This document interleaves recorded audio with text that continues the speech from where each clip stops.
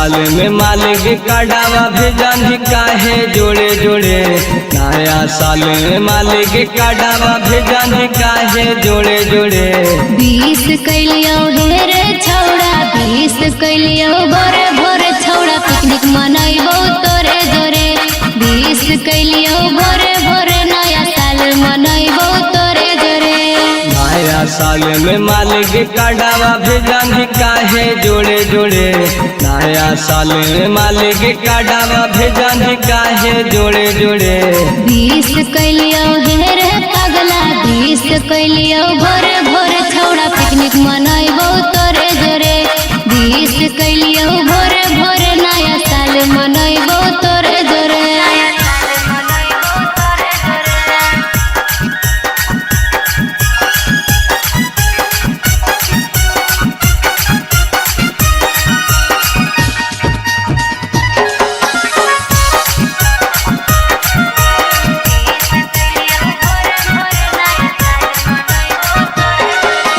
सखी सहेली के ले जाए साथ गे मीठे बनाइबे सब मुर्गा और भात गे। अरे करवे रंगीन नया साल वाला रात रे करते झमेला तोड़ देबे ओकर दात रे।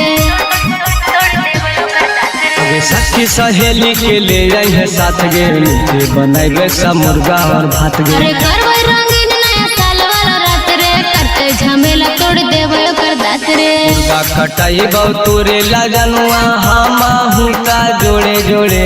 मुर्गा कटाई बहुतुरे लगनुआ हामा हुका जोड़े जोड़े।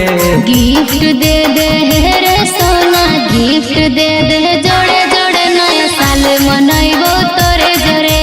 गिफ्ट दे दे जोड़े जोड़े छौड़ा पिकनिक मनाइबो तोरे जोरे।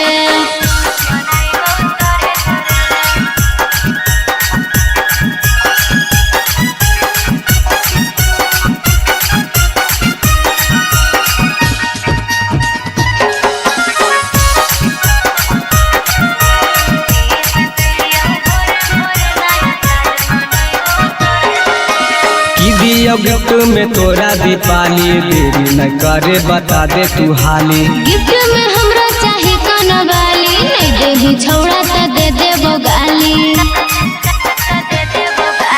की दियो गिफ्ट में तोरा दीपाली देरी न करे बता दे तू हाली। गिफ्ट में हमरा चाहे कनवाली नहीं देही छौड़ा त दे देबो गाली। चंदन संगे रहतौ निरंजन पार्टी मनाइतौ तोरे जोरे।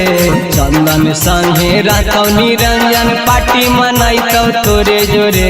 हरकवा दे दे आय हाय हाय हरकवा दे दे जोड़े जोड़े हम परकवा घूमबो तोरे जोरे। हरकवा दे दे जोड़े जोड़े नया साल मनाइबो तोरे जोरे। presented by कलश रिकॉर्डिंग स्टूडियो चिवाड़ा।